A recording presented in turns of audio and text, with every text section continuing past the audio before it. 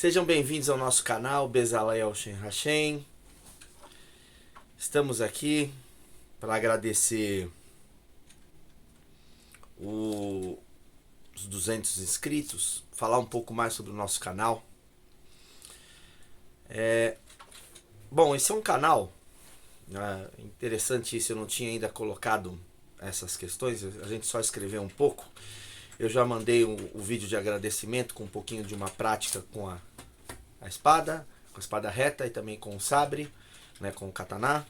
Nós nos dedicamos a essas espadas aqui na nossa ordem e também no nosso dojo. Vou falar um pouco sobre minha pessoa, vou falar um pouco sobre as ideias desse canal, falar um pouco também sobre o Sensei Marcelo, também que é nosso irmão de ordem, no importante trabalho que nós desenvolvemos. Aliás, Aziz, o que você tem que falar aí pro público? Ukram! Shukran, exatamente, Shukran, obrigado, Aziz, muito obrigado, muito obrigado. Todá, né? Muito obrigado, Todá, Todá. Agradecimento em hebraico. Domo arigato gozaimashita gokurou-sama de. Bom, esse é um canal, obviamente, né, que trata de alguns assuntos, especificamente o caminho do guerreiro no Oriente e no Ocidente. Por que acontece isso? Porque eu tenho a minha origem no Oriente Médio e também no Ocidente. Meu sangue tem origem de judeus árabes que vieram, né, lá de Israel, andando pelo mundo, Norte, África, tudo isso, passando por isso daí. Depois, longo aí, a linhagem genética da família. Meu filho recentemente fez um teste daquele de DNA, foi muito bacana, depois eu vou publicar, né, porque saiu a linhagem paterna dele, que é a minha, ele é meu filho, né, um dos meus filhos, né, a família é grande, 5 meus e um adotado. Então, é muito bom o resultado, tudo que os nossos pais, avós e tudo que fui ensinado realmente saiu no DNA, foi muito legal, muito bacana. Realmente a família preservou bem a história da família e das suas tradições. Então, um pouco da minha trajetória, eu comecei treinando artes marciais desde pequeno, com 7 anos de idade, comecei no judô, depois no karatê e nos anos 80 passei a treinar kendo. Ainda antes da fundação da Confederação Brasileira de Kendo, eu treinei Kendo com os pais do Kendo aqui do Brasil, né? E naquela época, né, a gente nem chamava ainda Kendo, ainda havia muita questão com o Gekiken, com o Geken, com o Kenjutsu e o Kendo também, claro que já estava surgindo, tal, o Teito, o Kendo, e aí finalmente o Kendo esportivo que veio a imperar mais para os anos 90 aqui no Brasil. No Japão, o Kendo rapidamente pós-guerra se organizou nesse sentido. Então, é muito importante a gente colocar algumas questões com relação a isso. Então esse canal ele trata do caminho do samurai, né, o qual eu estudei com o Sensei Tsukimoto Akira, com o Sensei Haruki Yamashita, também, e também com outros mestres de Kendo, Yoshitaka Kiyohara, Kunio Oda Sensei, que foram meus mestres de forja. Tem muita coisa que nós fizemos com quem eu estudei dentro na comunidade japonesa, guerreiros, homens bons, homens maravilhosos, e alguns eram também templários, cristãos, etc. e tal. E de família, minha família tem essa questão com o templarismo. Então, eu e meu irmão nos dedicamos, o Sensei Marcelo é meu irmão mais velho, né? Nós nos dedicamos a isso, ao treinamento das artes marciais, porque nós amamos artes marciais, simples, não tem questão de ego. Outro dia o pessoal falou assim, eu fiquei rico com as artes marciais. Não, eu sou um pobre cavaleiro de Cristo, literalmente, não fiquei rico com arte marcial nenhuma. Eu pus foi muito dinheiro nas artes marciais para manter dojo, um monte de coisa. A ordem também, a gente não fica rico com isso, a gente põe dinheiro e não ganha dinheiro com isso. É muito engraçado o que o pessoal coloca aí na internet. Bom, Então esse canal ele é para isso, para a gente falar dessa alta espiritualidade do samurai e do cavaleiro templário. Esse canal não trata de esporte, ele não trata de assuntos de competição, de apesar de a gente ter uma liga de espadas onde a gente estuda e a gente tem uma competição saudável no sentido de trocar conhecimentos uns com os outros e não para engrandecer o ego, né? E de premiar esses valorosos esforços dessas pessoas, não com troféus, mas com coisas de significado. Na nossa liga, o prêmio não é meramente uma medalha, um troféu, mas sim uma arma de significado, tal.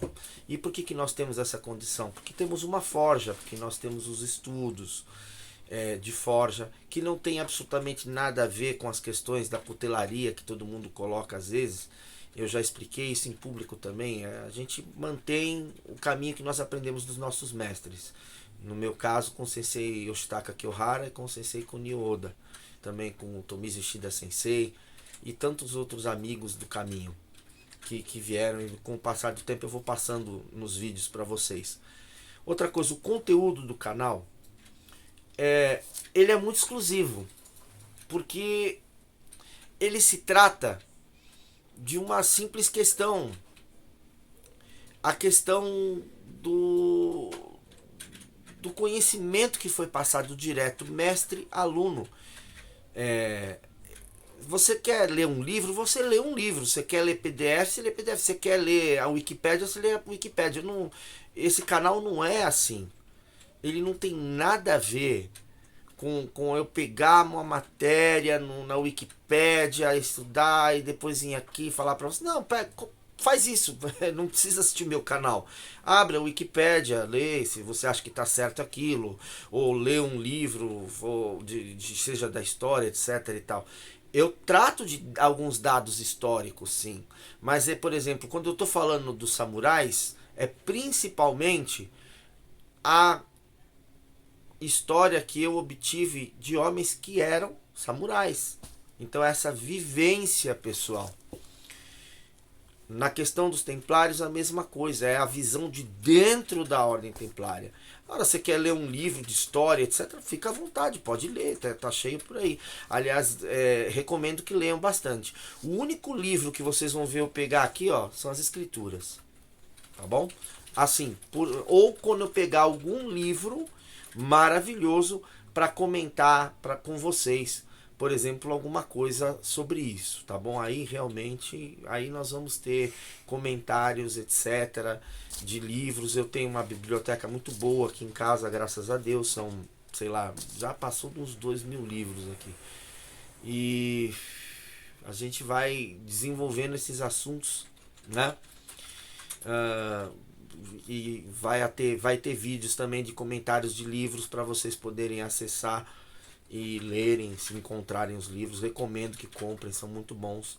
Livros sobre artes marciais, sobre história, sobre N situações que tem aqui, sobre espiritualidade, enfim, né, a alta espiritualidade a qual me dedico, a espiritualidade cristã,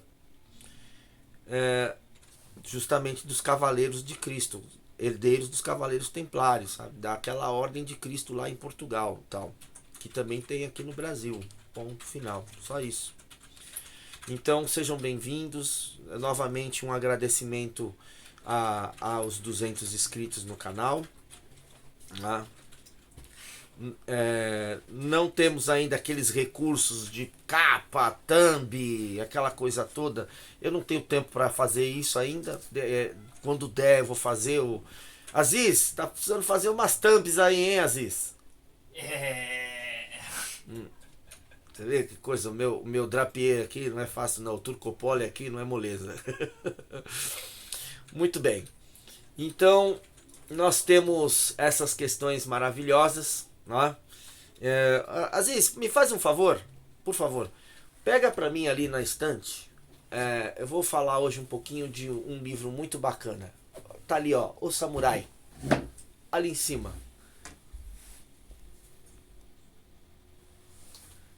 Esse terceiro. Isso, Aziz. Muito obrigado. Esse Aziz é demais. Espetacular. Obrigado. Shukran. Tá? Muito bem. Então vou falar primeiro hoje um pouquinho desse livro aqui, ó, do William Scott Wilson, O Samurai. Bom, esse livro é fenomenal. Ele trata da vida do Miyamoto Musashi, tanto das crônicas quanto da vida histórica daquele samurai, famosíssimo autor do Gorin no Sho, o livro dos Cinco Anéis, né? Muito popular aqui no Brasil, né? com a escola do Instituto Niten e tal, que tem, né? que eles treinam essa forma, né? de Kenjutsu. Né? Controvérsias à parte, tem gente que gosta, tem gente que não gosta, enfim, não me cabe aqui criticar isso daí. Mas o Musashi é uma coisa muito bacana, recomendo que comprem, que leiam. É um livro fenomenal que, se você tiver esse livro e junto com ele o Gorin no Sho, há traduções muito boas feitas aqui no Brasil, tá bom? Inclusive uma também pelo professor Jorge Kishikawa, né, que é o líder do Instituto Niten, e também recomendo, é uma boa tradução.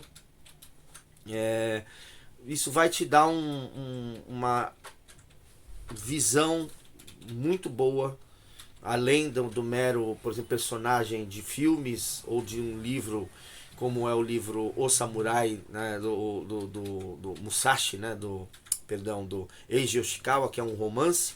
Os filmes também são muito romanceados, mas aqui a gente já começa a ter uma visão mais marcial e histórica, né, com os ensinamentos dele, etc. e tal. Então, recomendo. Aqui no Brasil foi editado pela Companhia das Letras, né? Editora. E ele é muito legal. Vem esse mapa do Japão antigo aqui também na época, que é muito bacana, né? Histórico, para vocês estudarem. E acho bacana que livros... Aqui também tem um outro mapa, numa outra situação também do Japão, já em outra configuração de outra época. E basicamente dos dois períodos que o Musashi atravessou aqui, então é muito bom, tá? Recomendo. Musashi, ok? Tem em português. Muito bem. O autor é um autor que fala muito sobre a questão da história japonesa. Não sei se ele é historiador, né? Não cheguei a verificar muito isso, mas ele tem excelentes livros nesta área, tá bom? Recomendo. E hoje, para terminar o nosso vídeo muito legal, a gente estava falando do outro vídeo sobre o Gênesis, né? Então nós fizemos a abertura do capítulo 1. E quando a gente começa a pensar na questão que Deus disse, né? Então é uma coisa muito bonita isso. Primeiro que Deus não tem como, podemos dizer assim, como seria a voz de Deus? Deus disse. É óbvio que o texto nos dá um sentido poético aqui. Quando está escrito Deus disse, haja luz e houve a luz. Mas aqui está dizendo que é um decreto. Deus decreta, não é apenas um dizer. Quando a voz de Deus emana no universo, ela é um decreto. É um comando. E como o homem tem essa imagem e semelhança divina, é como se nós pensássemos, qual é o ser aqui neste planeta que articula palavras, que articula sons? O homem. Então, microcosmos do macrocosmos, que é Deus. Óbvio que a voz de Deus não é como é a voz humana, né? Deve ser quando nós vemos no Pentateuco Moisés falar que Deus é como se fosse um vulcão explodindo, como um trovão rasgando nos céus e por dentro e estourando os nossos tímpanos, não é algo concebível. Tanto é que lá na frente a gente vai ver, depois lendo as escrituras, que as pessoas saem correndo. No entanto, também Deus eterno é um Pai e Ele fala com calma no nosso coração. São as duas coisas. a calma e o repouso e a agitação, né? A calma e a força. Então, Deus é esse princípio. E ele tem essa questão de comandar, né? De comandar a luz. Porque só havia trevas. Quando a gente olha isso na teogonia dos gregos, a gente olha isso também na questão das trevas primordiais, né, do caos, né? Quando a gente olha lá na teogonia grega, a gente vê isso, caos, aí vai surgindo as forças, né, a noite, né, Ninti, aquela coisa toda, a escuridão, né, a Eros, né, o desejo e tal. Então, as escrituras em Gênesis, elas falam de uma poesia sem igual, porque elas colocam que a voz de Deus espantou as trevas. Deus disse. Olha, uma pequena coisa para a gente poder meditar diante do caminho. Seria possível, né, que nós simplesmente parássemos para pensar um pouquinho nisso? Olha só, olha a meditação que nós estamos fazendo em apenas uma palavrinha de Deus, né? Deus disse. E só nessa palavrinha surgiu toda a luz, surgiu toda a matéria, sei lá, Big Bang. Você vai ver isso de várias formas. E sabem, Deus não está ligando para a forma como você vê. A palavra dele também contém esses segredos.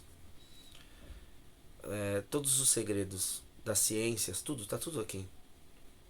A gente vai conversar um pouco sobre isso. No texto aberto em português, ou a Vulgata Latina, né, do qual veio esse texto, isso já está um pouquinho mais mastigado, mas quando vemos isso em hebraico, então aí tem uma outra questão, tem interpretações mais profundas, são 4 níveis iniciais de interpretação, e depois níveis cada vez mais profundos, até o mesmo capítulo ter 72 tipos de interpretação. É muito profundo, porque são formas de reorganizar as mesmas letrinhas, as mesmas palavras, enfim, e aí surgem novas palavras. A linguagem hebraica bíblica, ela é espetacular, ela é belíssima, muito profunda. Então, quando Deus diz haja luz, houve luz. E essa palavra, a luz, né, ou mesmo olam, né, em hebraico, ela também significa todo o reino que está vindo. É o reino que Jesus vai dizer lá na frente, que está diante de vós, mas vós não vê. É o mundo vindouro ainda. É o mundo que ainda há de vir a Deus. Há um antigo pensamento que diz que depois que Deus criou o universo, no 7º dia da criação, seja esse dia um dia comum, ou para Deus tanto faz, né? Sejam dias perceptíveis ou milênios, não importa, ele é eterno e a eternidade não conta o tempo. É mais ou menos como aquele nosso cachorrinho que nós temos em casa, sabe? Você já, para quem tem cachorro ou gato em casa, tá, os animais, né, de estimação, pode ser uma calopsita, também não importa, sei lá, qualquer animal de estimação que você tem em casa, geralmente ele vai tratar você, se for um mamífero, né? Há quem diga que os répteis também têm uma espécie de expressão de carinho, e há quem diga até que os insetos, eu não sei, eu não crio insetos, então não faço ideia, né? Répteis também não, mas quem cria gosta e etc, eu não vou, cada um tem seu gosto, mas essa questão